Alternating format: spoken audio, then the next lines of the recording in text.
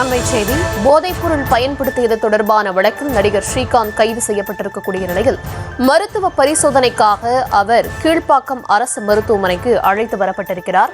விவரங்களை தர இருக்கிறார் செய்தியாளர் சுப்ராமன். வணக்கம், விவரங்களை வழங்கலாம்.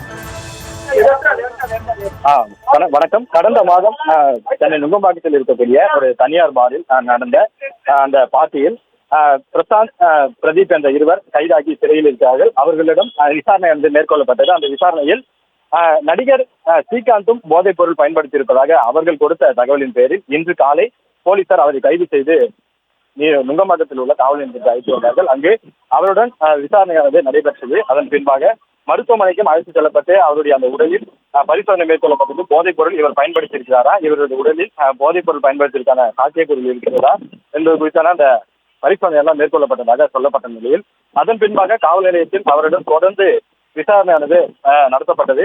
எவ்வளவு ரூபாய்க்கு அந்த போதைப் பொருளை வாங்கினீர்கள், யாருடன் வாங்கினீர்கள் என்பது குறித்தான அந்த முழு விவரங்கள் எல்லாம் போலீசார் கேட்ட நிலையில் தற்பொழுது சற்று நேரத்துக்கு முன்பாக நுங்கம்பாக்கம் காவல் நிலையத்திலிருந்து கீழ்ப்பாக்கம் அரசு மருத்துவமனைக்கு அவர் உடல் பரிசோதனைக்காக அழைத்து வரப்பட்டிருக்கிறார்.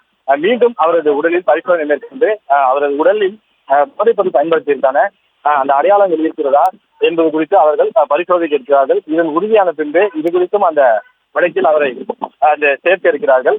இதன் பின்பாகவே அவரை நீதிமன்றத்தில் ஆஜர்படுத்தியிருக்கிறார்களா இல்லது மீண்டும் விசாரணை நடத்தப்பட இருக்கிறதா என்பது குறித்து போலீசார் தரப்பிலிருந்து தகவலானது எதிர்பார்க்கப்படுகிறது. அதே போல இந்த பிரசாந்த், பிரதீப் அந்த இருவர் தான் அவருக்கு அந்த போதைப் பொருள் சப்ளை செய்ததாகவும், குறிப்பாக அந்த கொக்கைன் என்ற போதைப் பொருள் அவருக்கு சப்ளை செய்யப்பட்டு அதை அவர் பயன்படுத்தியதாகவும் தகவல் சொல்லப்பட்டது. தற்பொழுது அவரை கீழ்ப்பாக்கம் அரசு மருத்துவமனைக்கு கொண்டு வரப்பட்டு அவருக்கு பரிசோதனை தற்போது நடைபெற்று